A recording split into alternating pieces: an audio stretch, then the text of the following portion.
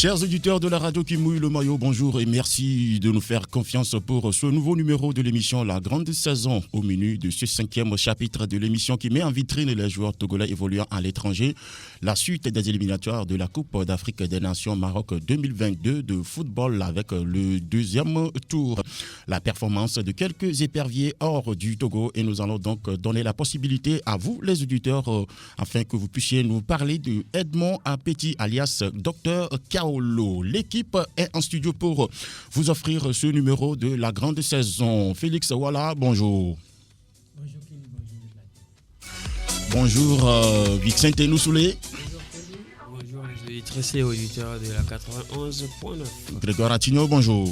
Bonjour Kelly et bonjour à tous les fidèles branchés. Voilà, l'équipe est donc au grand complet pour vous servir ce matin dans cette émission. La gestion de la machine à son est l'affaire de Pélagie Mekoum derrière la baie vitrée. Serphone et l'homme est à la caméra. Je suis Kelly Akweso. Mesdames et messieurs, la saison 5 de la grande saison, c'est parti. Dans les éliminatoires de la Coupe d'Afrique des Nations Dames 2022 de football, le Togo est allé battre Sao Tomé Principe sur la marque de 5-0 et cette équipe a refusé donc de venir jouer le match retour à Lomé. Après, nous avons constaté que le prochain adversaire du Togo, c'est bien sûr le Gabon, un adversaire plus coriace que les éperviers dames doivent affronter. Grégoire Atigno. Oui, c'est donc le prochain adversaire des éperviers dames et selon donc le calendrier de la Confédération africaine de football, ces matchs, puisque ces deux rencontres en aller-retour se disputent donc en février 2022 et donc on sait que c'est un adversaire beaucoup plus sérieux maintenant parce que oui, on a déjà passé le cap du premier tour, on aborde le cap le deuxième tour, il va falloir l'aborder sérieusement parce que c'est un adversaire à prendre au sérieux tel que vous venez de le dire. Il reste donc cette équipe du Gabon qui a damé le pignon au Congo lors du match retour donc de ces qualifications, 1-0, score qui suffit donc à ces filles gabonaises de se qualifier pour le tour suivant. On va croiser donc le Gabon, mais on sait que le Gabon, ce n'est pas comme le Nigeria, ce n'est pas comme le Cameroun ou le Ghana ou encore la Côte d'Ivoire ou encore l'Afrique du Sud, ce qui veut dire que le Togo aussi a quand même son mot à dire. Seulement, il faut se mettre au travail sérieusement et préparer donc cette rencontre. Félix Wala, qu'est-ce qu'il faut faire avant d'aborder cette double confrontation contre le Gabon, qui est une équipe plus sérieuse, qui a un niveau nettement supérieur à celui de Sao Tomé Principe? Continuez pas à travailler parce qu'on a vu que lorsque le championnat a été joué, lorsqu'on a regroupé nos joueuses pour des stages, on a su qu'on a écrasé l'adversaire au match aller qui a résigné pour le match retour. Donc je pense que il faut continuer pas à travailler. Les joueuses qui sont ici et maintenant les professionnels, il faut tout faire pour les faire revenir, les suivre aussi dans les meilleures conditions pour voir leur performance, leur évolution et essayer de former une équipe autour d'elles. Le match face au Gabon, ce ne serait pas du tout facile parce que le premier tour face à Sao Tomé, c'était une figuration, je pense. Et il faut tout faire pour aller au Maroc 2022. Ça reste 2 matchs, même si pour la manche aller, Wediko Mafi serait absente. Mais au match retour, elle serait présente. Je pense qu'il faut tout faire pour avoir la victoire sur les 2 matchs accumulés. Donc, c'est, comment on appelle ça, Tometi Kai, comme elle le disait depuis le début, que l'équipe n'est pas encore prête.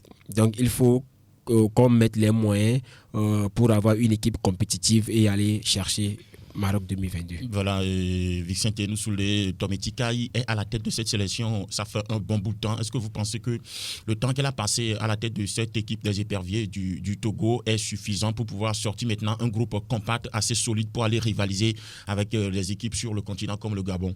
Oui, pour moi, c'est le meilleur moment pour Tometi Kai de nous prouver que le temps qu'il a passé à la tête de ces éperviers dames-là, vraiment, elle a du tonus, elle a tout simplement des qualités pour être à la tête de cette sélection. Maintenant, je pense que c'est vrai que le football féminin n'a pas été aussi constant sur ces dernières années, donc c'est déjà une défaveur pour elle.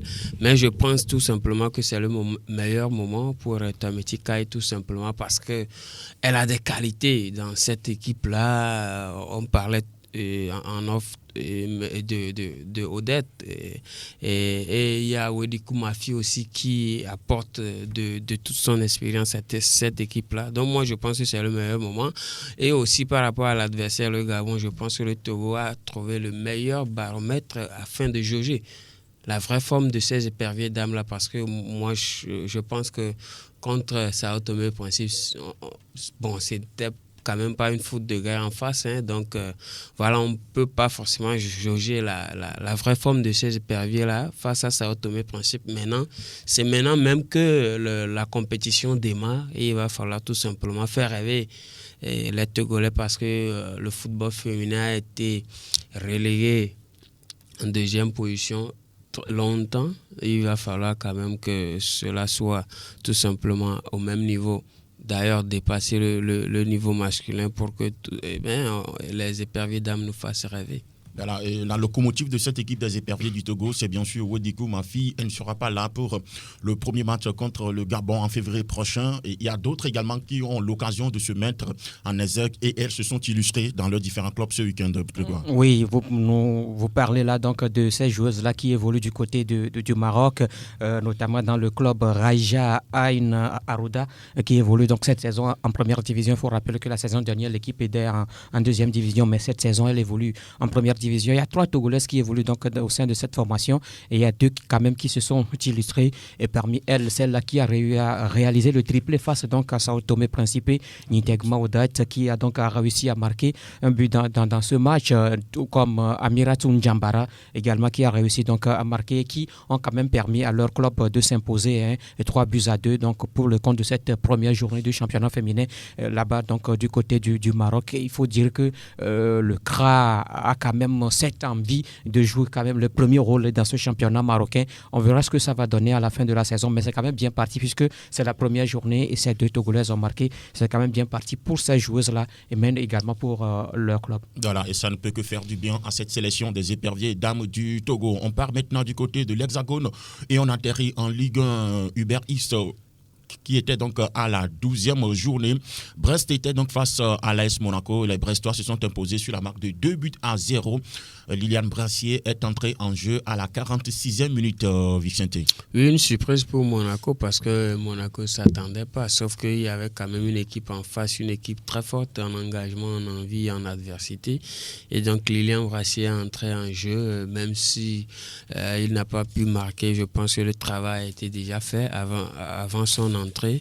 Il est venu tout simplement préserver les choses. Et donc 2-0, félicitations à Liliane Brassier pour cette victoire. Vivement qu'il gagne beaucoup plus de temps de jeu, parce que c'est ce que nous on lui souhaite tout simplement, et on souhaite vraiment que le club enchaîne les victoires pour que lui aussi il trouve quelques minutes à grignoter. Voilà, que Brassier puisse avoir plus de temps, c'est le souhait de Vicente Noussulé dans cette émission, la grande saison sur la radio qui mouille le maillot. Nous sommes aujourd'hui dans cette émission, nous allons parler donc de Dr Kaolo, sinon de Edmond Appétit, et vous avez donc la possibilité d'envoyer vos témoignages par rapport à la carrière de ce grand homme du football togolais sur le 97 24 26 26, et vers la fin de l'émission, nous allons faire passer ce témoignage dans cette émission. Tous ceux qui sont branchés peuvent donc nous parler de Dr Kaolo sur le 97 24 26 26 via WhatsApp. Et nous allons faire passer le vocal dans l'émission. On reste toujours en France, où la Ligue 2 était à la 14e journée ce week-end. Toulouse et Guingamp se sont croisés et les 2 formations se sont séparées sur la marque de 2 buts partout. Remplaçant au début de la partie, Charles Abi est entré à la 83e. Oui, un bout de match pour le Franco-Togolais, qui n'a pas eu assez de temps pour permettre à son équipe de remporter le match. Mais bon, c'est mieux que de rester cloué sur le banc. Et je pense que prochainement, les performances du joueur togolais vont lui permettre d'être titulaire. Voilà, toujours en France, Caen également était face à la formation de Grenoble et à l'arrivée, c'est Grenoble qui a réussi le hold-up en allant s'imposer chez Caen sur la marque de 1-0. David Enen, remplaçant, est entré en jeu à la 67e, Grégoire. Oui, il est encore entré pour quand même permettre également et assister ou participer justement à cette victoire donc à l'extérieur de son club. Il est entré à la 67e minute, il a quand même apporté également plus à cette formation. L'essentiel qu'on arrive quand même à voir ces joueurs togolais parce que sans doute qu'il y a encore eu une échéance, une trêve internationale qui arrive très bientôt, comptant pour les 5e et 6e journées des éliminatoires de la Coupe du Monde. Il va falloir que ces joueurs-là se mettent véritablement en jambes avant donc ces échéances-là. Je crois que c'est quand même bien pour ce joueur quand on a vu ce qu'il avait fait ici à Lomé entre-temps lors donc des précédentes journées. Sans doute que le public l'attend également pour les 2 prochains matchs. Mais ça passe forcément justement par ces matchs-là de championnat. L'essentiel qu'il participe également à ce match. Marvin Senaya, lui, il ne vient pas encore en sélection, mais c'est un Togolais qui évolue du côté de la France. Et lui, il est entré en jeu à la 89e minute, pratiquement à la fin du match, lors du duel qui a opposé Nancy à Sochaux. C'est sur le départ un score de 0 but partout. Oui, il faut rappeler que Marvin Senaya, c'est quand même le fils d'un ancien international togolais, oui. Un ancien international épervier qui a mouillé le maillot pour la sélection nationale. Oui, je pense que c'est un début. Il a commencé il n'y a pas très longtemps, donc je pense qu'avec beaucoup de travail et beaucoup de persévérance, il va grignoter beaucoup plus de minutes parce que rentrer à la 89e minute, c'est quand même difficile à concevoir. Moralement, ça ne fait pas du bien aux joueurs. Mais je pense qu'il est à ses débuts et donc il va comprendre, il va patienter, travailler et avoir beaucoup de persévérance pour tout simplement affronter ses débuts. D'autant plus que c'est un match nul collectivement, ça ne fait pas l'affaire. Mais je pense qu'il va arriver quand même. La 2e journée du national a été disputée également ce week-end. Châteauroux, des Togolais Razak Boukari et de Gilles Sounou s'est imposé 2-1 face à Chambly. Bien sûr, le Togolais Gilles Sounou était titulaire et il a été remplacé donc à la 68e minute. Félix. Oui, Gilles Sounou, c'est un joueur intéressant. On parle de lui à chaque fois. Ce sont des joueurs qui, aujourd'hui, moi, je pense qu'ils ont leur carrière derrière eux. Au début de leur carrière, ils avaient des fourmis dans les pieds. Il n'a pas encore fini. Il n'a pas encore fini, mais il est finissant. Ils avaient des fourmis dans les pieds. Mais aujourd'hui, je pense que ce sont des joueurs qui ont traversé le désert, qui végètent toujours parce que dans leur club, aujourd'hui, c'est un joueur qui a débuté à Arsenal. Et aujourd'hui qui se retrouve en national, donc je pense que c'est un joueur qui, ma foi... Tu penses qu'il évolue en décrescendo? Oui, et quand il vient en sélection, ce n'est pas encore le Gilles Sounou qu'on entendait parce que la sélection togolaise aussi c'était un choix par défaut. Donc moi je pense que ces types de joueurs peuvent toujours apporter quelque chose. Ça on ne peut pas enlever le talent ou bien les qualités intrinsèques du joueur parce que c'est un joueur qui est énorme, qui est explosif, qui est capable de faire cette dernière passe ou de marquer ce dernier but quand il le veut. Maintenant, moi, j'attends cette volonté de leur part. Il y a une chose que Félix a oublié, c'est que ce joueur-là a été malheureux pendant plusieurs années de sa carrière parce qu'accablé par les blessures. Voilà pourquoi je dis que sa carrière est derrière lui. Oui. Non, mais sa carrière n'est pas encore derrière lui parce qu'il est toujours sur le terrain. Mais moi, je pense qu'il a été malheureux, comme beaucoup d'autres joueurs, on en a connu, Abou Diaby, Gourcuff, on en passe. Donc, des fois, les blessures, on ne les choisit pas ou bien on ne les veut pas. Mais elles arrivent à toi et donc il faut quand même avoir le moral pour surmonter tout ça. Mais voilà, je pense qu'aujourd'hui, les performances de Razak Boukari ne sont pas forcément volontaires, ne dépendent pas forcément de ça. Gilles Sounou. Oui. Gilles Sounou. Ah, oui. Razak Boukari, lui, nous savons tous que c'est le Diaby togolais. Mais Gilles Sounou... Voilà. Oui, mais bon, après, je pense que on ne peut pas quand même déclaré le joueur fini tant qu'il est toujours sur le terrain. On a connu des joueurs qui ont aussi connu des moments très difficiles dans leur carrière, mais qui par la suite ont rebondi. Moi, je pense qu'aujourd'hui, quand je vois un Mohamed Salah, je suis étonné parce qu'il a quand même passé des moments sombres. Et que ce soit à Chelsea Salah ou à la Roma. Donc, Vicente, il ne faut pas exagérer. Non, je ne suis pas en train de faire une comparaison, mais c'est un parallèle. C'est-à-dire, c'est pour te dire mais que Salah jouait, le joueur... Salah était intéressant dans le jeu, juste qu'il ne marquait pas. Non, mais pas forcément. À Chelsea, il avait eu des difficultés, mais lorsqu'il était à la Roma ou à la Fiorentina, il jouait, il était intéressant dans le jeu, mais il ne marquait pas. Ah oui, c'est ce qu'il arrive à faire du côté de... Je pense que Gilles Sounou va revenir quand même. Hein. Ce qu'on sait en définitive, c'est donc que aujourd'hui, le Togo peut compter sur Gilles Sounou pour aller chercher une Coupe d'Afrique, par exemple. Tant qu'il fait partie de l'effectif. Pourquoi pas. La coupe d'une carrière n'est pas toujours linéaire, en tout cas. Dosevi Mathieu, lui aussi, il est en difficulté ces derniers temps. Depuis qu'il a dit que les locaux togolais n'ont pas le niveau, lui-même, il a complètement plongé du côté de l'Europe. Aujourd'hui, on parle d'une prochaine opération du joueur. Oui, en fait, je crois qu'il est aussi, ces derniers temps, victime donc, de ces blessures-là qui l'éloignent véritablement donc, de terrain. On sait que la saison dernière, il n'a pas tellement joué également la saison dernière compte tenu justement de ces blessures et c'est ça qui continue. Je ne crois pas si cette saison, s'il a déjà touché, s'il a déjà joué un match, je ne crois pas. Et c'est toujours donc, cet éternel problème donc, de blessures qui l'éloigne toujours donc, des terrains. Je crois qu'il va suivre donc, une opération. On verra ce que ça va donner, l'essentiel que ça marche pour lui. Et si véritablement, s'il doit encore revenir sur le terrain, qu'il revienne, ainsi ça marche. Est-ce que le Togo a encore besoin de Dosevi? Non, mais je ne parle pas de l'équipe nationale, mais pour la carrière du joueur, c'est vrai qu'il y a l'équipe nationale, mais pour l'équipe nationale, c'est un temps. Et donc, après l'équipe nationale, il y a quand même sa carrière. Et je crois que lui... Parce que moi, c'est l'équipe nationale qui m'intéresse. Non, mais il a toujours... Est-ce que si le Togo... Avec les blessures qui s'enchaînent, il n'a pas encore disputé Est-ce que le Togo a encore besoin de Romain Dosevi? La question est posée. Est-ce que le Togo a le remplaçant de Dosevi en sélection? Oui, aujourd'hui, on a...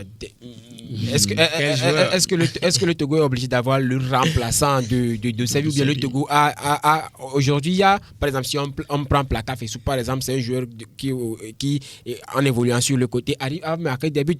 Le Mathieu Dosevi, il n'y aura qu'un seul Mathieu Dosevi, c'est lui. Maintenant, il faut permettre à d'autres joueurs aussi de faire le petit bonhomme de chemin. Voilà, je rappelle aux auditeurs qui peuvent continuer à nous envoyer les audios concernant la carrière, surtout les prestations de Dr Kaolo en sélection sur le 97 24 26 26 via WhatsApp. Et à la fin de l'émission, nous allons faire passer ces témoignages dans cette émission, la grande saison, sur la radio qui mouille le maillot. Il est 11h passé de 24 minutes. On prend la direction de l'Allemagne où la Bundesliga était à la 10e journée ce week-end. Offenham s'est imposé à domicile 2-0 face à Hertha Berlin.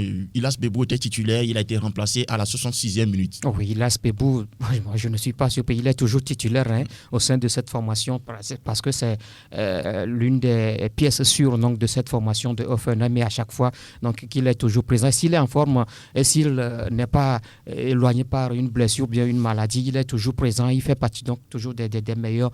Oui, après donc là, la gifle reçue la semaine dernière devant le Bayern Munich, il va falloir réagir. Et je crois que le club a bien réagi d'ailleurs en s'imposant 2-0 face à Hertha Berlin. C'est ça qui est quand même essentiel pour lui et l'essentiel qu'il participe quand même à ce match.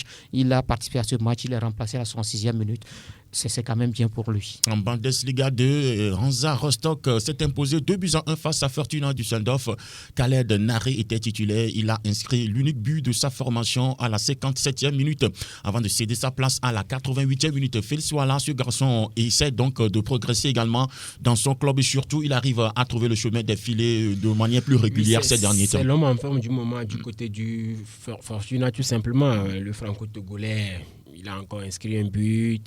Il arrive quand même à prendre ses responsabilités en club et je pense que lorsque vous avez un joueur qui est en confiance, qui marque but sur but week-end après week-end, je pense que c'est tout bénéf et pour lui et pour la sélection togolaise. Voilà, et toujours en Allemagne, Viktoria Berlin s'est également imposé sur la marque de 2-1 fort face au Borussia Dortmund 2. Henen Batraoré était également titulaire et il a disputé toute la rencontre pour Düsseldorf 2. Oui, Herman, on l'a dit, malheureusement, il n'a pas encore débuté avec la sélection pour raisons administratives, c'est ce qu'on nous a dit. Oui. Donc, mais c'est un joueur très intéressant à avoir joué. Donc, je pense que... Vous l'avez vu jouer? Oui, je l'ai déjà vu jouer et il est très intéressant. Maintenant, est-ce que la question est de savoir s'il va s'adapter à la sélection prochainement? On essaie quand même de voir, mais l'essentiel c'est de lui donner la chance aussi en sélection. Donc je pense qu'il fait déjà de bonnes choses en club, sauf que son club a perdu puisqu'il évolue au Borussia Dortmund 2. Donc son club a perdu malheureusement pour eux. J'espère qu'ils vont rebondir la journée prochaine quand même. En Belgique, la Jupiler Pro League était à la 13e journée. Le Cercle Bruges de Kevin Denke a perdu 0 but contre 1 face à Antwerp. Remplaçant, le jeune attaquant togolais est entré à jouer à la 75e, Grégoire. Oui, il est entré donc en jeu, mais n'a pas quand même permis à son équipe d'obtenir l'égalisation. Alors que on sait que bien avant donc, ce match en semaine, en coupe, il a quand même marqué. Donc, il a permis donc, à son club de se qualifier pour le tour suivant, ce qui est très intéressant. On parlait donc de ce joueur la semaine dernière qui n'est pas aussi régulier dans sa prestation parce que à chaque fois il entre en jeu. Ici, il est encore entré en jeu. Sa prestation, sa performance sur le terrain, pour le moment, ce n'est pas véritablement ça, c'est en dents de scie parce que tantôt il excelle, tantôt il n'excelle pas. Cela ne fait pas quand même bien pour un tel joueur. On a parlé donc de cela la semaine dernière. Vivement qu'il essaie donc de retrouver sa forme parce qu'on veut quand même avoir un joueur qui soit titulaire dans son club et quand il va revenir en équipe nationale, qu'il apporte véritablement cette expertise-là à l'équipe nationale parce que le Togo en a besoin. Titulaire en coupe, justement, Grégoire vient d'en parler contre Tienen. Son équipe s'est imposée sur la marque de 3-0. Le garçon a marqué le but de sa formation à la 30e minute, le premier but donc, de son équipe à la 30e minute. Pourquoi on ne lui a pas fait confiance sur la prochaine rencontre en championnat contre cette équipe d'Antwerp? C'est ce qu'on disait la dernière fois, il n'a pas la confiance du staff. Oui, on l'a dit la dernière fois qu'il n'a pas encore cette confiance totale du staff ou encore du coach. Et il est considéré un peu comme le meilleur docker tout simplement.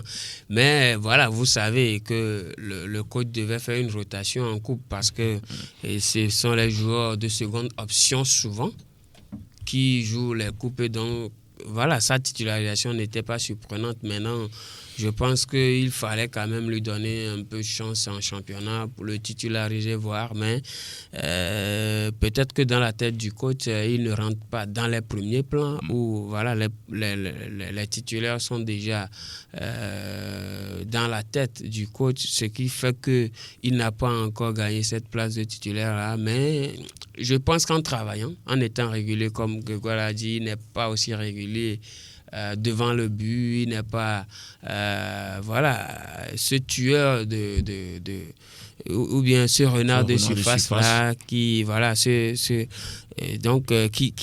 qui marque les buts à tout bout de champ.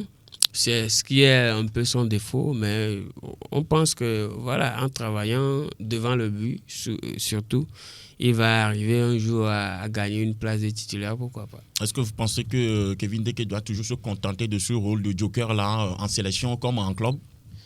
Bon, moi, je ne crois pas. Je lui conseillerais de changer de club et d'avoir du temps de jeu parce que lorsque vous enchaînez les matchs...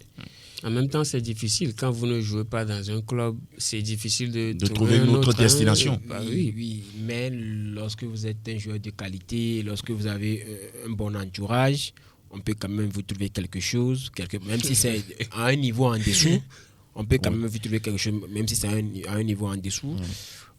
On peut quand même vous trouver quelque chose pour permettre aux joueurs d'enchaîner des matchs. C'est un joueur qui a beaucoup de qualité. Il faut qu'il arrive à enchaîner des prestations et au fur et à mesure que vous enchaînez les prestations, avec les buts, la confiance renaît. Moi, je pense que c'est un joueur qui doute parfois parce qu'il n'a pas la totalité de la confiance de son entraîneur. Et je pense que ça jaillit indirectement sur lui en sélection parce que même en sélection, il n'est pas ce joueur de premier rôle Pourtant, quand on lui donne l'opportunité, il arrive quand même à s'exprimer. Voilà, vivement que Kevin Deke retrouve toutes ces sensations de buteur qu'on lui a connues de par le passé en club surtout et également au niveau de la sélection où il a marqué des buts décisifs pour cette équipe des éperviers du Togo, même si il n'a pas beaucoup de sélections avec cette formation. En Autriche, le championnat était à la 13e journée.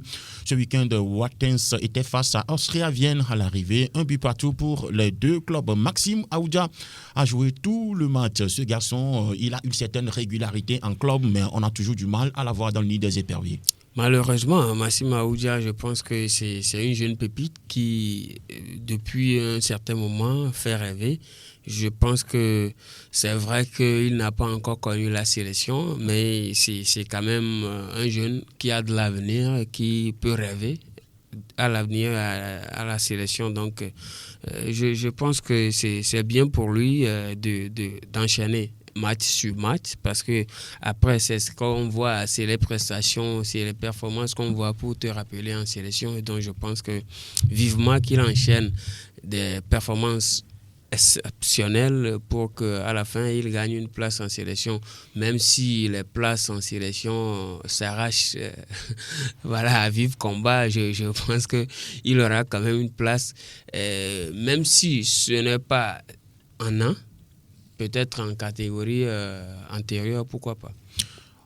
En Autriche, sinon en Lituanie, le championnat était à la 33e journée. Grégoire Ratigno et Nevesis a été battu à domicile par Sudova de Serge Gnouadi sur la marque de 3-0. Le Togolais s'est offert un doublé dans cette partie. Oui, il a réussi donc un doublé dans cette partie. C'était quand même l'information un peu en début de week-end dernier, parce que oui, c'est un Togolais qui a réussi donc un doublé dans ce match. Ça n'arrive pas tout le temps. Ça n'arrive pas tout le temps. On parle donc des attaquants togolais. Oui, mais dans le golf, ça arrive souvent dans le golf. Mais depuis un moment. Et quand c'est arrivé, il faut quand même en parler, féliciter quand même le joueur pour cette prestation, parce que le joueur en a besoin, il faut le dire, son club en a besoin, mais également sa sélection en a besoin, parce qu'on sait qu'il tout récemment, il était là, il a fait le match retour face donc au Congo, où il est donc été à l'attaque avec Thibaut Klidja et puis Plaka Fessou. Donc c'est quand même bien pour ce joueur personnellement, mais également bien pour la sélection, parce que le Togo a besoin donc de ces buts. On sait que les éliminatoires arrivent et quand on est en forme comme ça quand même jaillit sur la sélection. On voit ce que ça donne également en sélection. Vivement que ça se répète la journée prochaine, et puis pourquoi pas en sélection. Et son club reste toujours leader, oui. Au classement. Je pense que lorsque vous marquez pour un doublé pour permettre encore à votre club d'être solide leader à 33 journées, je pense que c'est tout bénéf pour lui. Maintenant, bientôt la liste des convocations vont sortir. Il faut quand même essayer de surfer sur ces prestations-là. Effectivement, pour plaire, pour séduire le sélectionneur, pour qu'il continue pas à vous faire confiance en jaune, même s'il n'est pas mal, il n'est pas non plus étincelant. Il va falloir c'est en fonction de sa forme en club qu'il peut venir surfer sur ça en sélection. Donc je pense qu'il serait sélectionné et qu'il aura la chance d'inscrire son premier but en sélection. Voilà, Vicente Noussoulé, Serge Gnouadi, double buteur en club, gagne des points pour la prochaine convocation. Oui, depuis un moment, Serge Gnouadi fait parler de lui. Il ne faut pas occulter cela. Donc, je pense que comme Félix l'a dit, depuis un moment, il est en train de séduire tout simplement le staff. Et il faut que le staff soit lucide. Quand ils vont convoquer la liste prochaine, on a eu l'information que ça doit sortir cette semaine-là. Et donc, je pense qu'il va faire partie quand même de ces joueurs-là qui vont affronter le Sénégal et la Namibie prochainement. Parce que déjà face au Congo, en double confrontation face au Congo, on a vu quand même qu'il y avait de la matière, il a des qualités intrinsèques qu'il a fait valoir sur le terrain. Donc vivement qu'il fasse partie de cette prochaine liste. Voilà, Serge Nyandi qui a déjà quelques sélections avec les éperviers du Togo, mais il n'a pas encore marqué un but avec cette équipe des éperviers du Togo. Celui-là, lui aussi, ne marque plus depuis un bon bout de temps déjà, et en club aussi, ça commence à se faire rare pour lui. On est aux Émirats Arabes Unis, bien sûr, et on parle de Al-Ain et le Togolais Fodo là-bas qui était face à Al-Ali à l'arrivée, un but partout pour les deux formations. Le Togolais a disputé toute la partie. Oui, l'essentiel est qu'il quand même retrouve sa place donc sur le terrain, et donc il était quand même présent dans ce match où il a disputé donc toute l'intégralité de cette rencontre. Son équipe quand même a réussi à arracher quand même un point et rester toujours en tête du championnat. Bon, maintenant, quant à ce qui concerne la performance ou bien la prestation du joueur, est-ce que ce sont ses comptes performances en équipe nationale qui commencent par agir sur lui également en club? Je ne crois pas, parce que ce n'est pas la première fois que là-bas vient en sélection, il ne marque pas de but. Et on sait que lors des précédentes journées, il n'a pas marqué de but en sélection. D'ailleurs, il n'a plus marqué, ça fait longtemps, mais en club, il quand même enfile des buts. Il marque journée sur journée, il réalise beaucoup de performances. Bon, pour cette journée, il n'a pas marqué, mais on ne va pas dire forcément que c'est sa prestation en équipe nationale. Des fois aussi ça joue, parce que psychologiquement il faut être fort en tête, et quand on n'est pas fort en tête, ça joue également sur la prestation, mais la performance du joueur sur le terrain. Mais on ne va quand même pas prier que ça soit ainsi. Peut-être que c'est un passe-temps, ça va passer, et vivement que là-bas Fodo retrouve quand même sa place de buteur au sein de cette formation et également en équipe nationale. Le public sportif togolais attend beaucoup de Fodo là-bas, mais ces derniers temps on a l'impression que le joueur déçoit. Est-ce que d'après vous, qu'est-ce qui peut expliquer cette période de vache maigre que vit le joueur actuellement? Je pense qu'il y a beaucoup de facteurs qui rentrent en jeu, notamment aujourd'hui, l'équipe que nous avons. Aujourd'hui, on n'a pas encore une équipe capable de faire marquer là-bas Kodjo Fodo. Lorsqu'on prend les prestations du joueur dans son club, il est en quelque sorte bien entouré. Dans son club, ils sont leaders du championnat, ce qui veut dire qu'ils ont relativement une bonne équipe avec des internationaux qui sont pas mal. Mais ici, on n'a pas de deux dépositaires, que ce soit au milieu de terrain ou sur les côtés. Nos latéraux arrivent difficilement à faire des centres. D'ailleurs, ils n'en font pratiquement pas. Ou s'ils en font, c'est forcément au troisième poteau. Même si récemment, ça va mieux. Mais je pense que le joueur même est en doute. Lorsque sur une, deux, trois rencontres, vous n'arrivez pas à trouver le chemin défilé, et que autour de vous, ça commence par jaser un petit peu, ça dérange un petit peu le joueur. Je pense que le joueur est en train de douter au fort de lui. Récemment, il était sur le banc, remplacé par Clédier. Je pense que le Togo a gagné. Je pense que ça traumatise un peu le joueur, parce que Grégoire l'a dit, ce n'est pas la première fois qu'il ne marque pas en sélection, mais dès qu'il retourne dans son club, il retrouve cette joie de vivre. Mais malheureusement, je sens que depuis qu'il est reparti, il n'arrive pas à enchaîner comme on le connaissait. Donc moi j'ai peur pour que le joueur ne tombe pas, parce qu'au moins en club, il arrive à trouver cette joie qu'il n'avait pas en sélection. Fodo là-bas, depuis un moment, il ne marque plus de buts. On en parle justement dans cette émission, et on en a parlé également dans d'autres émissions. Qu'est-ce que vous pensez que le joueur doit faire en ce moment précis? Parce que d'après les analyses de Félix Wala, il est mal entouré en sélection. Maintenant, si on est dans ce genre de circonstances, qu'est-ce que le joueur même doit faire? Mal entouré en sélection, je vais dire non. Il est très bien entouré en sélection. Oui, parce qu'il faut dire que Fodo là-bas n'avait pas forcément besoin des gens pour marquer des buts auparavant. En sélection, d'ailleurs, il a été le seul buteur du Togo à la CAN 2017. Il y a également Mathieu. Il y avait Mathieu de Séville également. Donc, je pense qu'aujourd'hui, Fodo là-bas doit plutôt faire preuve de caractère. C'est-à-dire, Félix a déjà dit quelque chose de très important. Quand vous êtes attaquant et que vous êtes attendu au tournant, vous ne marquez pas pendant 1, 2, 3 matchs, déjà dans la tête, il y a du doute. Vous doutez, et puis vous perdez vos qualités, voilà, vos automatismes, votre équilibre mental. Et donc, je pense qu'il doit faire beaucoup de preuves de caractère, et doit avoir un mental assez fort pour affronter ces moments-là, parce que quand tout va bien, vous ne sentez pas venir le mal derrière. Donc, Félix a dit quelque chose. En sélection, on l'attendait, il n'était pas présent. L'autre fois même, on ne va pas dire que c'était un choix technique, mais il avait été laissé au banc pour des jeunes comme Clédia Thibaut, Serge Gnouadji et Plaka Fessou, qui eux ont marqué. Donc, je pense que déjà dans sa tête, beaucoup de choses doivent se passer en ce moment. Mais voilà, depuis qu'il est rentré au club, je pense que la dernière fois qu'il s'était bien illustré, c'était une passe décisive. Oui, il n'a plus marqué. Oui, et après, il n'y a plus rien. Et donc, je pense que voilà, le joueur doit tout simplement se donner du punch au mental, persévérer. Parce que ces moments-là arrivent dans la vie, dans la carrière de tout joueur. Même Cristiano et Messi ont vécu plusieurs fois ces moments-là. Mais voilà, l'essentiel, c'est de faire preuve de caractère, de se dire que ça va aller et voilà, travailler, continuer de travailler, persévérer. Et puis, il va retrouver ses marques tout simplement. C'est quand même Fodo là-bas qui a des qualités exceptionnelles, extraordinaires. Et donc, moi, je suis sûr et je compte sur lui qu'il va revenir. Il va rebondir, voilà. Certains sont allés même jusqu'à comparer Fodo là-bas à Emmanuel Adebayor. Bon, pas en termes de plan de carrière ou d'explosivité ou de réalisation devant les buts et tout, mais ils ont dit que c'était lui le remplaçant potentiel d'Emmanuel Adebayor. Maintenant, il est parti.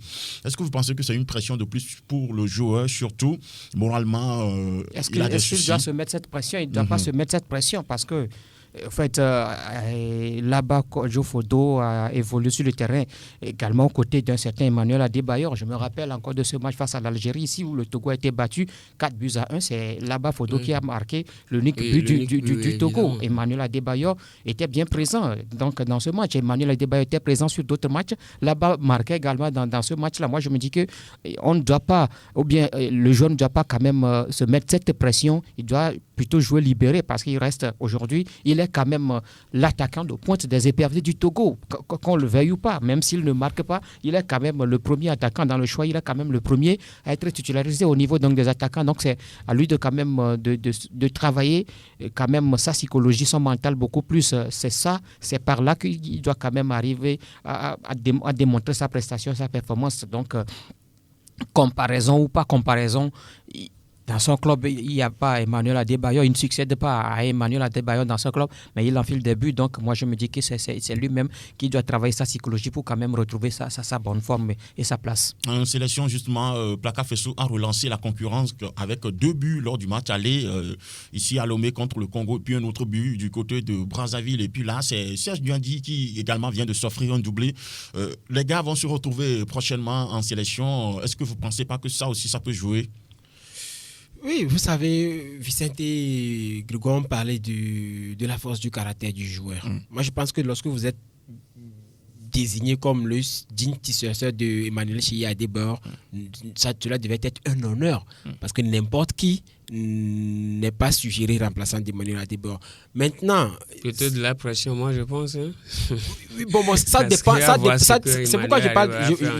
J'ai avancé lorsque vous parlez de la force du caractère. Okay. Il y a certains joueurs, ils prennent ça comme un défi et ils se sentent prêts à relever le défi. Maintenant, il y a d'autres, ça pèse trop sur eux et on les voit dans le mur. On les voit à travers. Maintenant, il faut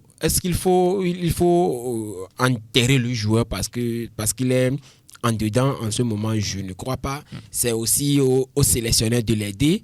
Aujourd'hui, lorsque vous voulez surfer sur la prestation de Gnouadji, qui en sélection, je le rappelle, n'est pas encore étincelant, et de comment l'appelle-t-on, et de Plaka Fessou qui sur les deux, qui a été le grand gagnant des 2 derniers regroupements pour essayer de laisser là-bas sur le banc. Je pense que ce serait comme enfoncer un petit peu le joueur. Oui, il faut le réveiller, il faut le faire comprendre que votre place est menacée, mais il faut quand même l'aider à retrouver son sourire. Parce que lorsque vous aidez votre attaquant numéro aujourd'hui, quoi qu'on dise, là-bas, comme Grégoire l'a dit, reste toujours le numéro 1 au poste d'attaquant en sélection. Et imaginons que votre fer de lance en attaque arrive à retrouver le sourire avec du but. Je pense que ce serait un plus pour la sélection togolaise. Ça sera un déclic qui permettra justement à Fodolaba de recommencer à marquer des buts et tirer l'équipe vers le haut. Très difficile de marquer des buts en sélection, mais on espère qu'il va s'inspirer de Asamoah Gyan. Bon, souvent je le vois sur ses stories, donc il va s'inspirer. Là où moi je trouve ça difficile actuellement, c'est qu'avant, lorsqu'il ne marquait pas en sélection, on le sentait heureux en club. Maintenant, malheureusement... C'est sur les deux fronts maintenant que le problème se pose. Malheureusement, lorsque le problème se retrouve sur les deux fronts, il va falloir que chez lui, parce que ici c'est chez lui, c'est le moment ou jamais de l'apporter notre soutien pour que le joueur retrouve son sourire.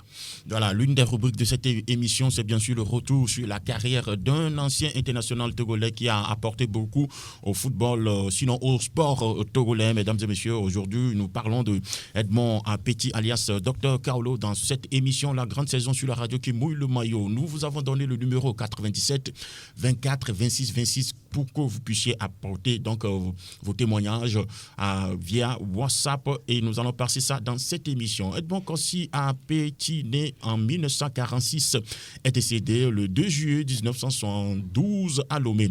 Surnommé Dr Kaolo, il a brillé en tant que footballeur dans les années 60 et 70. International togolais évoluant sous le maillot de l'Étoile filante de Lomé, il a disputé la Coupe d'Afrique des Nations 1972 en étant le seul buteur togolais avec 4 réalisations. D'autant que c'est la première participation du Togo à la messe du football africain. En 1968, il a également disputé la finale de la Coupe des clubs champions sous le maillot de l'Étoile filante de Lomé contre le TP Englebert, aujourd'hui tout-puissant Mazembe. Victime d'un accident de moto sur le boulevard circulaire à Lomé. Sur sa mobilette, il voulait éviter un aliéné mental. Il a été donc victime d'un traumatisme crânien. En l'apportant à l'hôpital, il a rendu l'âme. Il a quitté le monde des vivants à l'âge de 25 ans, dans la fleur de l'âge. Vicente Tenosoulé, est-ce que vous connaissez Dr Kaolo? Parti très tôt, c'est comme si vous me demandez si j'étais né avant 1972, non? Moi, j'ai joué avec lui. J'ai joué avec lui les dimanches. Ils sont fils, non? Vous avez son fils, voilà. Ça doit être forcément son fils. Oui, ça fait rire, mais en même temps, c'est triste de perdre un tel joueur à cet âge-là, dans la fleur de l'âge, comme vous l'avez dit, à 25 ans. C'était quand même tragique. Voilà, il évitait un annulé mental et puis il est tombé sur son engin. C'est difficile à concevoir, mais d'autant plus qu'on est en Afrique, ça court par toutes les rues. Donc, je pense que c'est quand même un sujet de tristesse pour le football togolais, parce que c'est vrai qu'on ne l'a pas vu jouer. Personnellement, je ne l'ai pas vu jouer, mais à entendre parler de lui, il a été quelqu'un quand même de spécial, parce qu'il a été d'ailleurs auteur de 4 réalisations à la première CAN que le Togo avait participé plutôt en 1972. Il a été finaliste avec l'Étoile filante en 1968, si je ne me trompe. Oui, donc voilà, c'est difficile de refaire l'histoire, mais ça fait quand même froid au dos d'entendre qu'il est parti à 25 ans. Voilà, est-ce que la question qu'on doit se poser, c'est est-ce qu'il a laissé un héritage au football togolais? Oui, je pense qu'il en a laissé, parce que par après, on a quand même connu des Salou Bachirou, des Emmanuel Adebayor. Aujourd'hui, on parle de Fodolaba et autres. C'est parce qu'ils ont déjà devancer ces jeunes-là qu'on est en train de parler d'eux aujourd'hui. Donc, je pense qu'il a quand même marqué l'histoire du football togolais, et un vrai hommage doit lui être rendu. Voilà, Vicente, Félix Sola, vous avez forcément entendu parler de Dr Kaolo. Selon les informations, on l'appelle Dr Kaolo à cause de la technicité, de l'aisance technique dont il était doté. Parce qu'il était chirurgical. J'ai appris qu'il était chirurgical et qu'il... Voilà, tu as appris, tu n'as plus joué avec. Non, je n'étais pas joueur professionnel, je jouais les dimanches. Tu vois. Oui, mais vous savez, n'importe qui, comment l'appelle-t-on, comment l'appelle-t-on, quand on vous nomme le film dans votre pays, il y a un stade à votre effigie, il y a un stade qui porte votre nom. Ce n'est pas donné à n'importe qui. Pour d'autres, pour les anciennes générations, pour eux, le meilleur joueur de tous les temps du Togo jusqu'à l'heure actuelle, c'est Dr Kaolo. Je pense que pour nous, notre génération se dit Adibert, mais pour l'ancienne génération, ils se disent que c'est Dr Kaolo. Donc je pense que c'est un monument. C'est un monsieur qui a été l'un des devanciers de l'explosivité d'un joueur togolais à l'extérieur, même s'il n'a pas fait une grande carrière à l'extérieur. Mais les équipes adverses qui venaient au Togo arrivait quand même à découvrir le talent du joueur. Et je pense que son héritage a traversé le temps. Tout ce qu'il a eu à faire, même parti très tôt dans le fleuve de l'âge, tout est gravé dans la roche. Et aujourd'hui, ça se ressent actuellement, pas seulement chez lui à Thiévier, mais également sur tout le football togolais. Grégoire Atigno, vous avez entendu parler de Dr Carlo Fossman de par le passé. Selon les informations, à son époque, il était vraiment au-dessus de la mêlée. Oui, on a connu quand même Dr Carlo à travers donc son histoire, parce que en tout cas on n'était pas né avant son décès, c'était donc le 2 juillet 72. C'est ce jour-là qu'il a quitté donc le monde, tel que vous venez donc de le dire à l'introduction.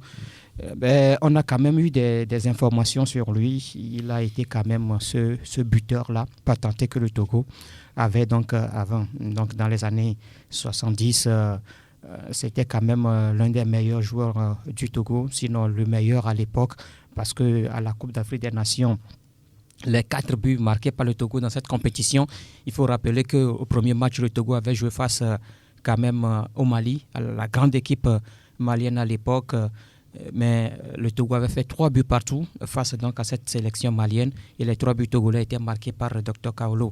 Ensuite, il y a eu quand même un autre match face au Kenya, également 1 but partout. Le Togo, l'unique but togolais dans ce match était également marqué par Dr Kaolo, et à ce jour, il reste quand même le meilleur buteur togolais à une phase finale de Coupe d'Afrique des Nations. Je ne sais pas, je ne me rappelle plus aucun autre Togolais qui a marqué plus de 4 buts à une phase finale. En 5 ou 4 cas, il a marqué un but.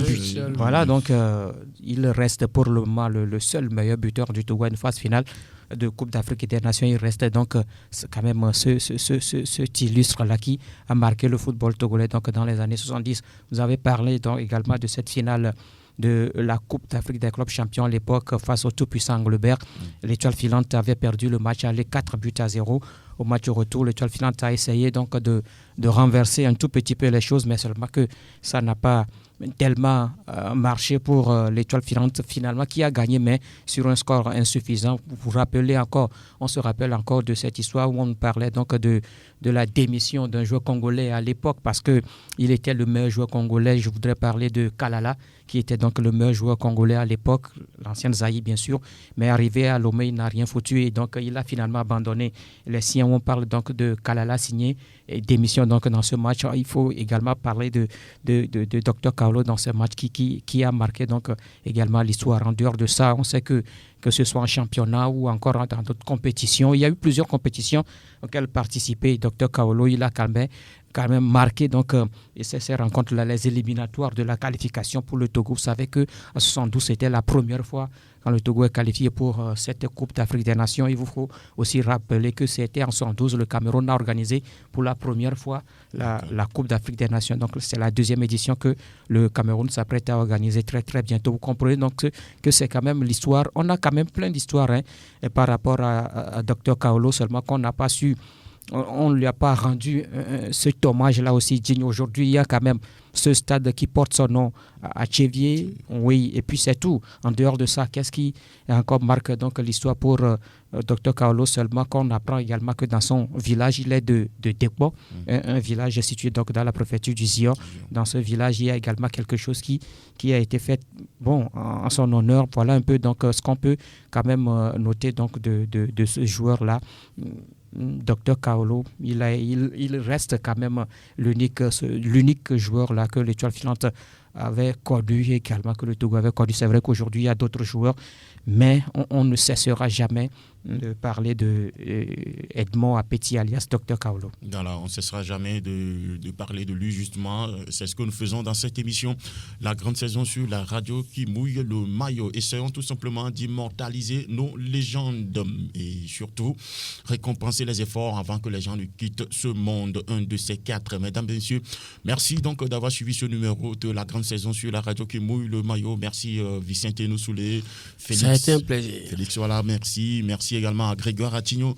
Merci à Pélagie Mekoum qui a assuré la coordination technique derrière la baie vitrée. Merci aussi à Elom Servonne qui a géré la caméra aujourd'hui dans cette émission. Merci à vous aussi les auditeurs qui nous avez suivis. Je suis Kelly Akweso, restez fidèles au programme de la radio qui mouille le maillot. Salut, bye.